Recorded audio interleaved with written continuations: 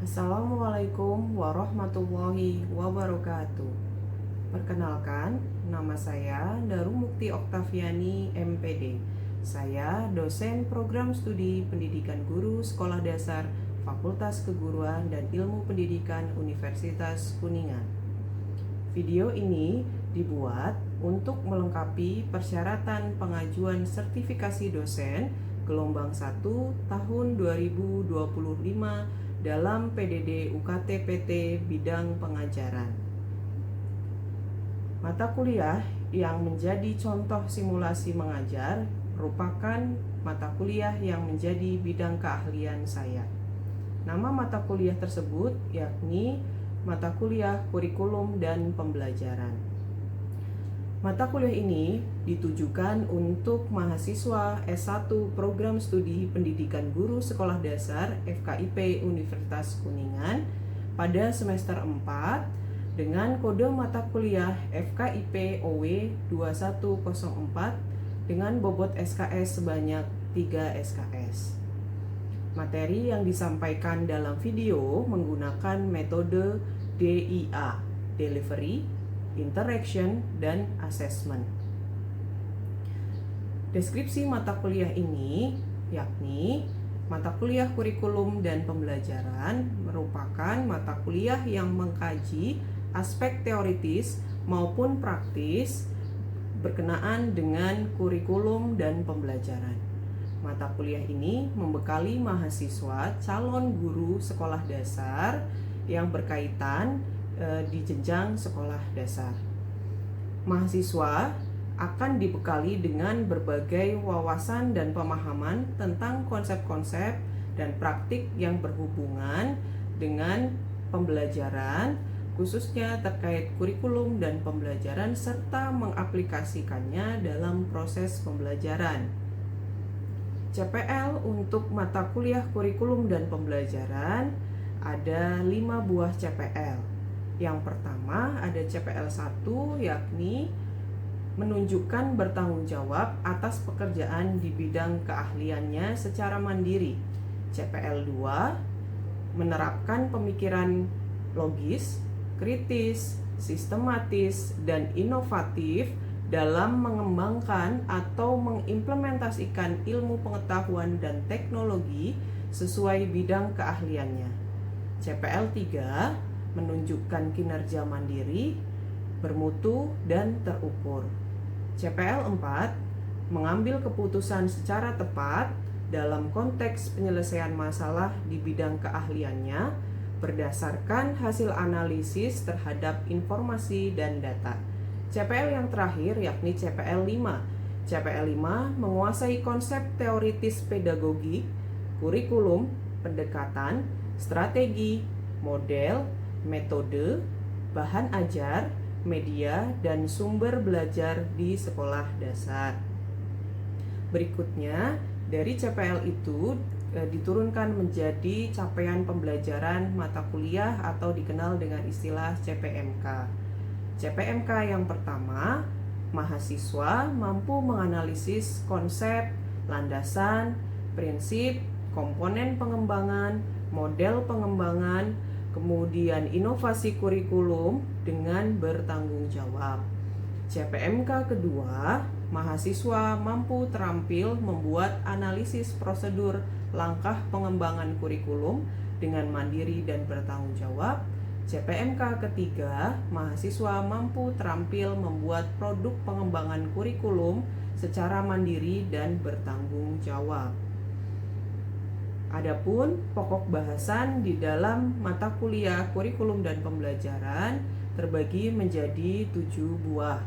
Yang pertama, konsep dasar kurikulum. Yang kedua, landasan pengembangan kurikulum. Yang ketiga, komponen pengembangan kurikulum. Yang keempat, model pengembangan kurikulum. 5. Inovasi kurikulum sekolah dasar di Indonesia. Keenam, langkah-langkah pengembangan kurikulum di sekolah dasar. Dan yang ketujuh, produk pengembangan kurikulum di sekolah dasar. Untuk aspek penilaian di dalam mata kuliah kurikulum dan pembelajaran ini terdiri dari 5 aspek. Yang pertama, aspek kehadiran sebanyak 5%. Kemudian yang kedua adalah tugas kelompok sebanyak 10%. Yang ketiga, tugas individu atau project sebesar 30%. Yang keempat, UTS atau ujian tengah semester sebanyak 25%. Dan yang terakhir, ujian akhir semester sebanyak 30%. Metode pembelajaran yang digunakan di dalam perkuliahan ini ada beberapa. Yang pertama ada discovery learning, kemudian yang kedua diskusi kelompok, yang ketiga presentasi kelompok, dan yang keempat project based learning. Berikut video simulasi pengajarannya. Selamat menyimak. Assalamualaikum warahmatullahi wabarakatuh. Waalaikumsalam warahmatullahi wabarakatuh. Semangat pagi semuanya. Semangat semuanya? Semangat. Bagaimana kabarnya hari ini teman-teman? Alhamdulillah luar biasa. Allahu Akbar. Semangat. Oke, baik, luar biasa. Tepuk tangan untuk kita semua. Oke, baik. Ini udah semangat semuanya ya teman-teman. Kita bertemu lagi gitu ya di pertemuan kita yang kedua gitu ya di mata kuliah kurikulum dan pembelajaran ya teman-teman. Syukur alhamdulillah ya, sehat semuanya, semangat semuanya gitu ya. Dan tapi pada hari ini hadir semua ini teman-teman. Ini semua alhamdulillah, berarti sehat semua dan semangat semuanya. Oke ya. Baik, karena teman-teman semangat gitu dan sudah bersiap untuk melakukan perkuliahan, sebelum ke sana kita tentu saja tetap ya mengawali perkuliahan kita senantiasa berdoa dulu ya kepada Allah Subhanahu wa taala ya. Boleh dipimpin oleh KM-nya, mangga.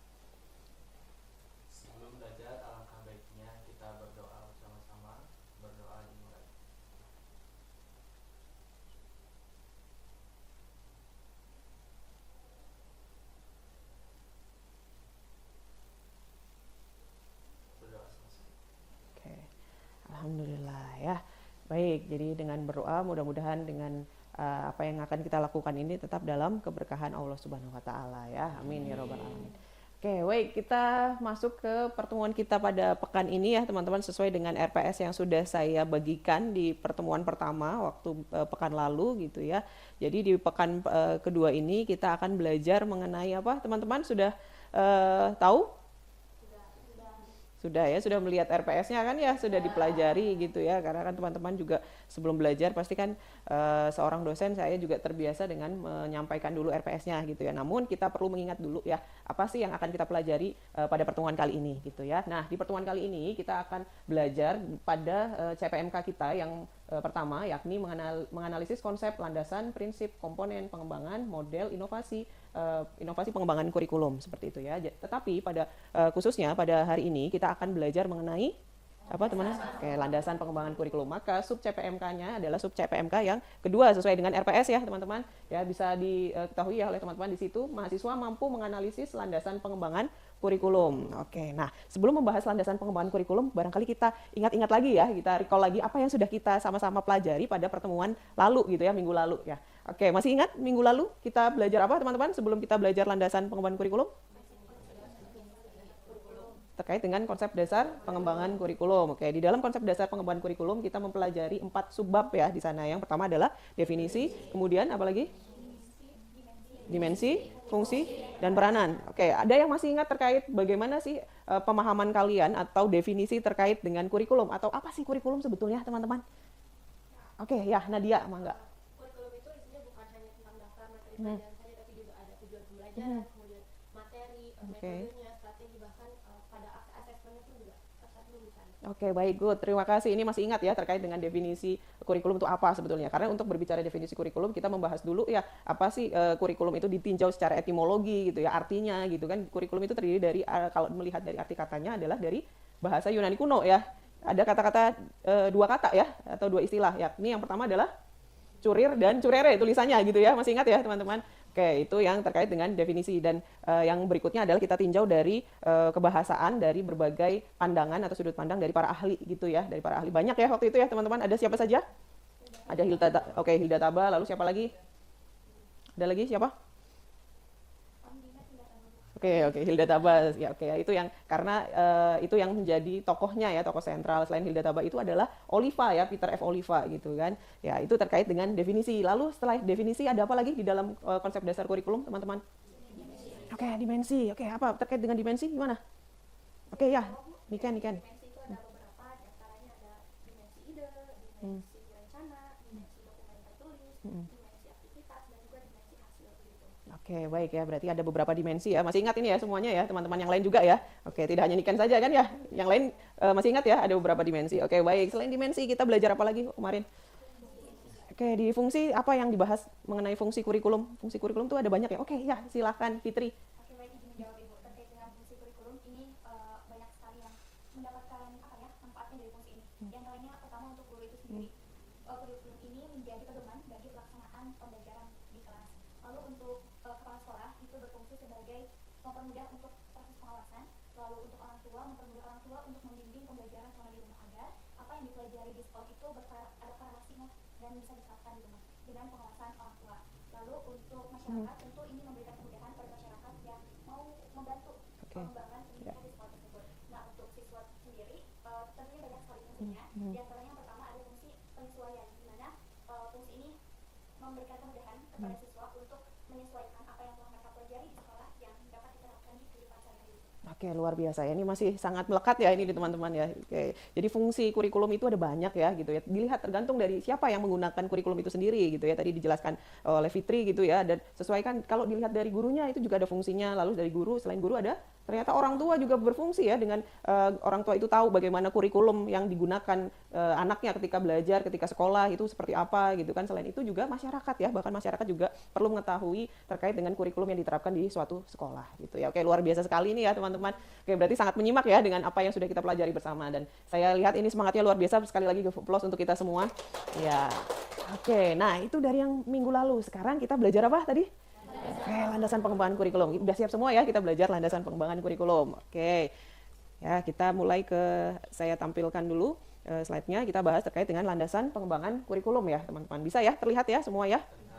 Oke. Nah, berkaitan dengan landasan pengembangan kurikulum, melanjutkan dari apa yang sudah teman-teman pahami terkait dengan konsep dasar kurikulum tadi ya, luar biasa ya, teman-teman sangat menguasai. Mudah-mudahan ini di materi berikutnya teman-teman bisa menyerap dengan cepat apa yang kita sama-sama pelajari pada pertemuan kali ini. Oke ya, di landasan pengembangan kurikulum teman-teman, kita perlu tahu dulu bahwa di dalam mengembangkan kurikulum, karena di tugas akhir teman-teman waktu itu di pertemuan sebelumnya sudah saya jelaskan ya, di mata kuliah ini juga ada project akhir gitu ya, tugas akhir, karena mata kuliah ini adalah berbasis project ya, karena kita menggunakan metodenya adalah metode atau luarannya adalah project based learning, PJBL gitu ya. Maka project kalian adalah membuat produk tertentu gitu ya. Produknya adalah apa? Pengembangan kurikulum. Nah, untuk mengembangkan kurikulum itu sendiri, teman-teman perlu tahu dulu awalnya seperti apa. Pertemuan kemarin kalian sudah tahu apa sih itu sebetulnya kurikulum gitu kan. Lalu sekarang kita bahas dulu landasan pengembangan kurikulum itu apa. Atau ketika kalian akan mengembangkan kurikulum, landasan-landasan apa yang akan kalian gunakan gitu, yang menjadi pertimbangan yang perlu teman-teman perhatikan gitu ya. Oke, di situ terlihat ya teman-teman, itu ada lingkarannya ada berapa? Oh, ada 4. Landasan apa saja yang paling atas? Filosofis. Ada landasan filosofis ya. Oke, ya. Lalu apa lagi? Psikologis. Oke, lalu apa lagi yang bawah? Sosial budaya dan ilmu dan teknologi, atau kita mengenalnya dengan IPTEK seperti itu ya. Kita satu-satu dulu ya. Ya, kita harus berproses ya, jangan langsung semuanya gitu kan. Oke, satu-satu dulu, diawali dari landasan filosofis. Nah, terkait dengan apa yang kita bahas tadi ya, dikatakan dari sumber Nana Saudi Sukmadinata tadi ya, landasan pengembangan kurikulum ada 4, landasan filosofis, lalu landasan psikologi, sosial budaya, dan IPTEK. Yang pertama adalah landasan landasan filosofis ya. Terkait dengan landasan filosofis ini, lalu psikologi, sosial budaya, dan IPTEK, ini sebetulnya bagaimana sih kaitannya dengan kurikulum itu sendiri gitu ya, ketika kalian akan mengembangkan kurikulum. Di situ bisa terlihat ya teman-teman, di dalam di layar depan kalian gitu ya. Itu kok bisa kurikulumnya kok ada tanda putus-putus gitu ya, di dalam kotak putus-putus, sedangkan kalau tujuannya kok tidak putus-putus gitu. Ada yang tahu apa maksudnya? Tidak, oke ya, kita sama-sama pelajari maksudnya apa. Jadi keempat landasan tadi, baik itu filosofi, psikologi, sosial budaya, dan IPTEK, memang mengarahnya, walaupun kita mengembangkan kurikulum, tetapi pengembangan kurikulum itu pasti kan ada tujuan yang ingin dicapai kan ya. Nah, tujuan itu yang sebetulnya akan mengarahkan kita gitu. Nah, untuk mencapai tujuan itu, maka seorang pengembang kurikulum perlu memperhatikan ketika mengembangkan kurikulum. Oke ya, maka kita lanjut. Yang diperhatikan adalah landasan yang pertama adalah landasan filosofis ya teman-teman. Oke, di dalam landasan filosofis ini teman-teman, ini depannya kok kenapa orang termenung ya? Ya, karena filosofis itu apa teman-teman? Oke, seni berpikir, ada yang bilang seni berpikir, ada yang mengatakan yang lain? Kenapa kok ada orang merenung, dia merenung duduk gitu? Karena kita ketahui dulu, kita pelajari bersama dulu ya bahwa yang namanya apa itu filsafat. Filosofis kan dari kata filsafat ya. Apa sih filsafat itu teman-teman? Jika dilihat dari akar katanya dulu, apa? Ada dua kata, sama seperti ketika kalian memahami apa itu kurikulum, kan dilihat dari akar katanya dulu ya, dari bahasa Yunani kuno, sama juga dengan filsafat ini gitu ya. Filsafat ini juga terdiri dari dua akar kata di bahasa Yunani kuno ya, yakni philos dan sophia. Oke, ya, philos itu artinya apa? Philos? Ada yang tahu? Oke, menyukai, gemar, cinta itu philos ya. Yang kedua adalah sophia. Sophia itu adalah kebijaksanaan. Lalu apa lagi? Kebaikan-kebaikan, kebenaran, itu namanya sophia. Maka dari kata philos dan sophia ini menjadi bahwa yang namanya filsafat atau filosofis adalah ilmu yang mempelajari terkait dengan mencintai akan kebenaran, kebajikan, kebijakan, seperti itu ya, itu filsafat ya teman-teman. Nah, di dalam filsafat ini ternyata untuk memahami apa itu filsafat, kita perlu membreakdown atau menurunkan arti filsafat itu menjadi 3 poin atau 3 hal. Oke, yang pertama itu ada apa teman-teman, bisa terlihat? Oke, yang pertama itu adalah terkait dengan ontologi ya, ontologi, yang kedua epistemologi dan aksiologi. Apa itu ontologi? Ada yang tahu? Mungkin teman-teman pernah mendengar ontologi? Belum? Epistemologi, aksiologi. Oke, kalau dilihat dari situ pertanyaannya, dari diagramnya itu bagaimana, teman-teman? Oke, yang pertama itu dari ontologi. Ontologi itu melihat dari what is real, sesuatunya gitu ya. Sesuatu itu kan luas ya, baik itu konkret maupun abstrak. Oke, lalu kalau epistemologi terkait dengan pertanyaannya adalah what is true. Berarti maksudnya apa sih? Terkait dengan kebenaran dari sesuatu itu, sesuatu yang tadi ya, baik itu abstrak maupun konkret. Dan yang terakhir baru adalah aksiologi. Aksiologi itu menanyakan terkait dengan what is good ya.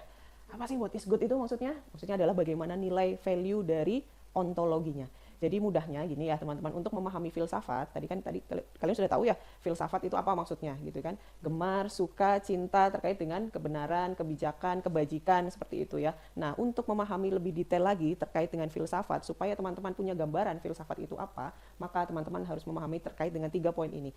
Ontologi, epistemologi, dan aksiologi. Kalau ontologi, mudahnya nih ya, gambaran sederhananya, ilustrasinya.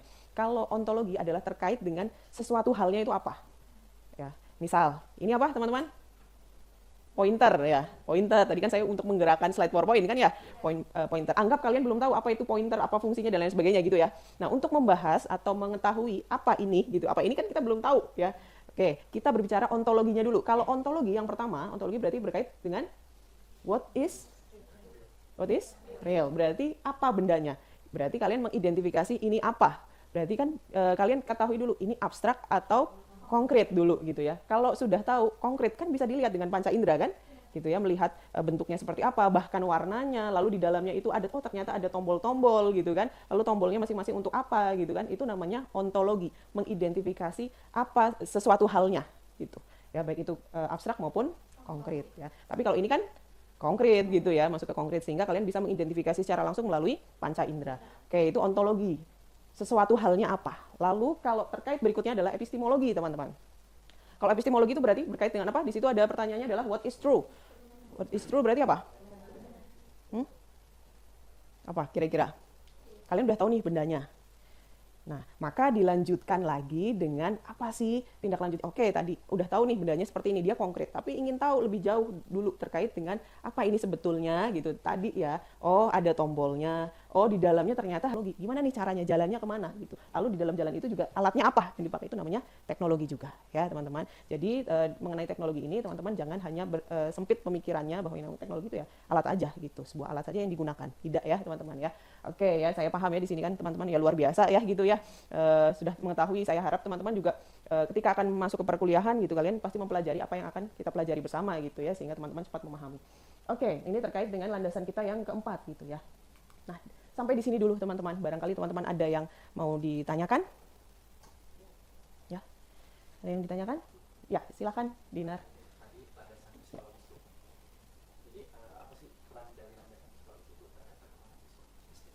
Ya, peran dari landasan psikologis untuk perkembangan siswa SD. Bagaimana perannya? Ya, jadi tentu saja kita harus tahu tadi ya, terkait dengan dua hal tadi kan. Kalau landasan psikologis berarti terkait dengan perkembangan peserta didik, dan yang kedua adalah terkait dengan bagaimana gaya belajar peserta didik. Nah, tadi bagaimana perannya, maka kalian harus benar-benar tahu ketika kalau dikaitkan dengan proyek kalian ya, karena kita kan arahannya adalah proyek. Maka di dalam landasan psikologis ini yang pertama, teman-teman harus tahu pengembangan kurikulum yang kalian lakukan itu nantinya akan mengarah atau menyasarnya, tujuannya itu anak SD usia berapa. Kan anak SD itu jenjang kelasnya dari kelas 1 sampai kelas 6 ya teman-teman. Nah, masing-masing kelas 1 sampai kelas 6 kan punya karakternya beda-beda. Antara kelas rendah dengan kelas tinggi kan beda ya teman-teman. Tidak hanya kalau kelas rendah tentu saja punya karakter yang berbeda dengan yang kelas tinggi, kemampuannya juga beda gitu ya. Maka itu perlu diperhatikan betul ya teman-teman. Bagaimana perkembangan peserta didiknya, lalu bagaimana gaya belajarnya yang kedua. Gaya belajar dari peserta didiknya gitu ya. Itu terkait dengan landasan psikologis di dalam kalian mengembangkan kurikulum. Oke, ada lagi yang lain teman-teman? Oke, luar biasa ini ya.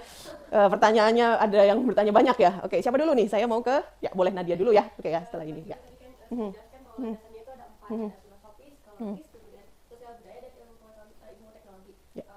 pengembangannya sendiri kan sudah kuat, tapi dalam penerapan atau praktiknya masih ada guru yang mengalami kesulitan. Bagaimana cara kita menanggapi hal itu? Oke, terkait dengan apa yang ditanyakan ya, luar biasa sekali ini. Terima kasih ya pertanyaannya ya. Setelah kita mengetahui bahwa yang namanya landasan pengembangan kurikulum itu ada 4 poin tadi yang harus dipenuhi terutama ketika mengembangkan kurikulum gitu ya. Tetapi pada kenyataannya di lapangan kok guru belum tahu ya, atau bahkan bingung untuk mengimplementasikannya gitu. Lalu apa yang harus dilakukan seorang guru itu sendiri gitu ya? Ya tentu saja seorang guru juga perlu berdiskusi juga ya, tidak hanya dia mencari tahu sendiri gitu. Bisa jadi kan guru perlu ada komunikasi atau menjalin komunikasi dengan teman sejawatnya gitu ya, lalu juga dengan atasannya, dalam hal ini adalah kepala sekolah di dalam mengembangkan kurikulum. Sedangkan guru itu pasti kan sudah tahu tadi ya 4 landasannya gitu. Tapi memang kadang di lapangan itu berbeda ya antara kondisi ideal dengan kondisi di lapangan. Tapi ya sekali lagi tadi seharusnya guru juga tidak hanya diam saja gitu ya, tidak hanya berhenti, aduh bingung ini gimana gitu ya solusinya gitu kan. Kita harus fokusnya bukan kepada masalahnya, tetapi fokusnya adalah kepada solusinya bagaimana ya, dengan cara tadi selain guru itu mencari tahu, mungkin karena terbatas ya sumber dayanya gitu ya, maka guru juga perlu melakukan interaksi dengan rekan sejawatnya ataupun dengan atasannya, dalam hal ini adalah kepala sekolah gitu ya, untuk berkonsultasi terhadap pengembangan kurikulum yang sudah dibuat oleh guru itu sendiri. Seperti itu Nadia. Oke ya, bisa tertangkap ini? Oke, baik, terima kasih pertanyaannya. Ada yang lagi tadi? Ya, iya silahkan. Landasan IPTEK dengan pengembangan kurikulum. Ya, baik. Terima kasih ya pertanyaannya. Kita mengulang lagi ya dengan apa yang sudah kita bahas tadi sebelumnya, adalah landasan IPTEK di dalam pengembangan kurikulum. Kalau berbicara landasan IPTEK, IPTEK itu kita ketahui dulu. Identifikasi IPTEK itu apa tadi? Ilmu pengetahuan dan teknologi. Maka seorang guru ketika mengembangkan kurikulum, dia berdasarkan IPTEK maksudnya gimana? Maka seorang guru harus tahu ilmu pengetahuan yang harus ditempuh, harus dimiliki atau dikuasai oleh peserta didik seusia mana nih? Misalkan di kelas tinggi, kelas 4, 5, 6, berarti kan ada capaiannya kan? Harus tahu tuh ilmu pengetahuan yang dikuasai harus sampai mana, jangan sampai nanti ilmunya sampai ke sekolah menengah gitu ya, baik itu menengah pertama atau menengah atas gitu loh. Artinya ini akan berhubungan dengan konten yang dipelajari oleh siswanya gitu. Itu terkait IPTEK ya. Itu kalau terkait konten yang harus disampaikan gitu kepada peserta didik atau yang harus dikuasai oleh peserta didik, itu IPTEK-nya. Lalu bagaimana dengan teknologinya? Kalau berkaitan dengan teknologi, tadi saya katakan yang namanya teknologi, tolong teman-teman jangan hanya membatasi bahwa yang namanya teknologi adalah alat saja, tidak. Ya itu betul ya, bukan berarti salah gitu, tetapi suatu cara juga itu namanya teknologi. Oke, berarti di sini membahas terkait dengan apa kalau teknologi? Membahas terkait kalau alat adalah media pembelajarannya, itu seperti apa, disesuaikan dengan kebutuhan dari pembelajarannya dia, termasuk siswanya dalam hal ini. Lalu apalagi kalau berkaitan dengan way atau cara, jalan, sistem, strategi, model, metode, ya itu juga teknologi. Maka guru juga harus menguasai sumber ya. Lalu apalagi tadi media pembelajaran, harus bisa membedakan ya teman-teman. Ada 6 istilah ya yang tadi dikatakan sebagai jalan atau cara. Yang pertama adalah model pembelajaran, lalu ada apa lagi? Metode, ada strategi, lalu ada pendekatan pembelajaran, ada teknik pembelajaran dan taktik pembelajaran. Apa bedanya? 6 itu teman-teman perlu menguasai sehingga teman-teman bisa mengembangkan kurikulum nantinya. Kenapa? Karena kan di dalam pengembangan kurikulum juga berkaitan teknis pembelajarannya seperti apa. Nah, kalau dikaitkan dengan IPTEK tadi, terutama teknologi tadi, teknologi tidak hanya berkaitan dengan alat saja. Kalau alat jelas ya ke media pembelajaran gitu ya implementasinya. Kalau sedangkan terkait dengan cara, berarti terkait dengan tadi seorang guru atau pengembang kurikulum harus mengetahui model, metode, pendekatan, strategi pembelajaran, teknik dan taktik pembelajaran yang tepat digunakan di dalam pembelajaran itu. Ya, itu ya. Oke, bisa ditangkap ini maksudnya? Oke ya, terima kasih. Oke, ada lagi mungkin teman-teman? Oke, sudah cukup ya dipahami ya. Jadi materi kita adalah terkait dengan landasan pengembangan kurikulum. Karena sudah cukup, sudah jelas gitu ya teman-teman. Kayaknya teman-teman juga masih semangat. Ini supaya jangan sampai semangat kalian hilang, maka saya ada kuis ya teman-teman untuk apa? Untuk mengetahui bagaimana pemahaman teman-teman terhadap materi yang sudah kita pelajari bersama pada hari ini, gitu ya. Oke ya. Nah, pertanyaan-pertanyaan ini akan dirangkum di dalam Google Form ya. Google Form ini sudah nanti saya bagikan di grup kelas teman-teman gitu ya. Silahkan nanti disiapkan bawa handphone, bawa gadget, device kalian, bawa semua ya. Mangga disiapkan. Oke, saya bagikan linknya di grup ya. Mangga. Oke, sudah? Sudah ada belum?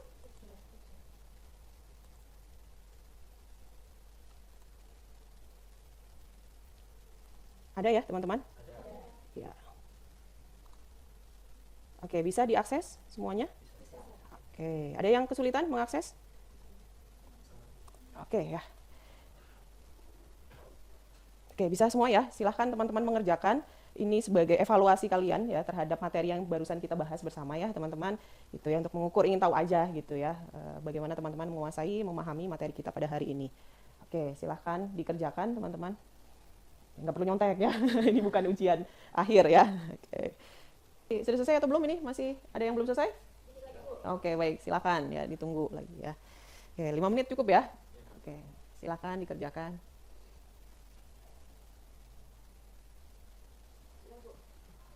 Oke, sudah semua ini yang lain? Gimana? Oke, sudah semua ya. Oke, baik. Hasilnya kita lihat ya, teman-teman. Oke, bisa terlihat langsung di sini. Sebentar. Oke.